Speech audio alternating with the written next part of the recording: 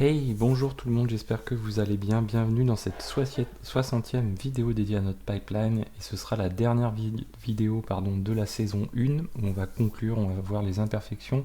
Donc je vous fais la petite intégration, me voilà. Donc pourquoi faire une conclusion? Tout simplement pour vous dire un petit peu. Alors déjà, première chose, c'est que ça a été une petite aventure pour moi de réaliser cette playlist parce que bon, ça demande quand même pas mal de temps. Ça demande aussi un petit peu de réflexion sur comment structurer les choses pour essayer de rendre les choses pédagogiques, de les vulgariser un petit peu. Non pas qu'on rentre dans le détail de chacune des technologies, donc savoir où on s'arrête à chaque moment. Je dis pas que c'est parfait, voilà, mais je pense qu'on a fait quelque chose qui était pas trop mal ensemble. Et voilà, l'idée c'était vraiment de donner la couche de base pour donner envie aux gens et essayer d'apprécier un petit peu mieux ce qu'il y avait derrière les techno DevOps. Donc c'est la fin de la saison 1, ne vous inquiétez pas, il y aura d'autres saisons avec d'autres sujets. Alors je m'en suis noté pas mal sur le côté. L'intégration bien sûr de Consul. Qui dit DevOps dit monitoring, donc on essaiera d'intégrer le monitoring. L'idéal c'est de repartir de la même stack qu'on a ici. Peut-être que je la simplifierai un petit peu plus pour l'alléger, consommer moins de ressources et recréer d'autres VM à côté. Donc collecter des métriques de Jenkins, factoriser le pipeline. Alors ça c'est hyper important. Parce que c'est bien d'avoir un pipeline, mais si on a un pipeline par applicatif ou par microservice, on a tout loupé, puisqu'en fait, de fait, après, on se retrouve à maintenir un pipeline, ça devient très vite très compliqué. Donc, il faut savoir le factoriser. Ça, je pense que ce sera l'objet de la prochaine vidéo, exactement. L'intégration de tout ça avec du load balancing derrière, pourquoi pas du consul, ce genre de choses. L'intégration avec Kubernetes, ça j'ai hâte de m'y coller. Et puis pourquoi pas un petit peu de cloud derrière tout ça. Et puis voilà, je pense que qu'est-ce que j'ai noté d'autre? Ouais, c'est ça. Bon, après on pourra faire aussi un petit peu intégrer dans notre pipeline un peu de sécurité, donc le check des images, le check les ajouts de règles de firewall par exemple, ce genre de choses. Ça peut être assez sympathique aussi à intégrer avec. Donc vous voyez, c'est plein d'imperfections. Autre élément qui a été un dilemme pour moi, c'est est-ce que je continue à faire quelques vidéos pour vous expliquer comment on faisait du déploiement, l'intégration vraiment continue, c'est-à-dire que là on se retrouve, alors on va repasser dans le mode ici, on se retrouve avec notre pipeline multibranche, mais on n'a pas de trigger, alors là vous inquiétez pas, c'est normal, regardez la précédente vidéo, vous comprendrez pourquoi il est rouge. On n'a pas de trigger qui déclenche de dev à stage, de stage à master, donc on n'a pas une vraie cascade de l'intégration continue. Perso, je suis pas fan de ça.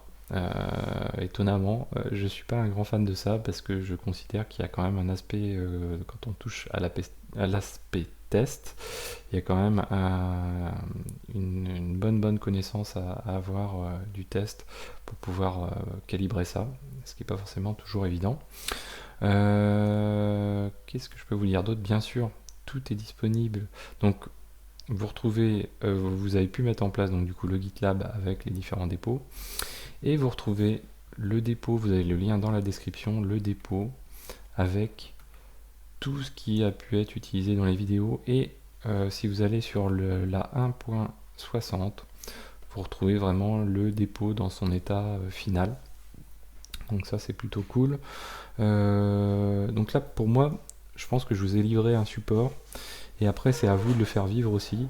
Voilà, vous allez pouvoir intégrer, tester des choses à partir de ça. Comme tout repose sur du background file, vous pouvez dropper tout ça, recréer à la volée autant que vous souhaitez, etc. Donc je trouve ça plutôt sympathique. C'est un outil à utiliser régulièrement. Un outil à la fois pédagogique, mais aussi un outil pour faire du test réel. Donc voilà, c'est pas forcément une réalité du monde professionnel, mais en tout cas c'est un outil qui doit servir d'inspiration, je pense, et permettre d'aller plus loin, d'apprendre les choses.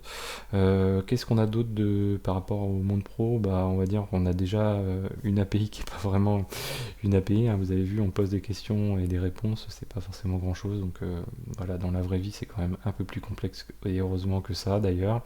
On a aussi la prise en compte, donc je vous le disais, des load balancers. L'installation aussi, le provisioning, donc il manque une étape de provisioning, il faudrait que je vois comment je peux intégrer une petite formation, quoi, intégrer une saison provisioning en amont. L'idéal c'est toute l'étape qu'on fait finalement avec le Vagrant file, c'est-à-dire l'installation des machines pour ensuite y poser le pipeline, se retrouver à le faire automatiquement comme on pourrait le faire dans le cloud avec du Terraform par exemple. Voilà, donc n'hésitez pas à vous abonner, vous avez été très nombreux à vous abonner au cours de cette playlist. N'hésitez pas à la partager autour de vous.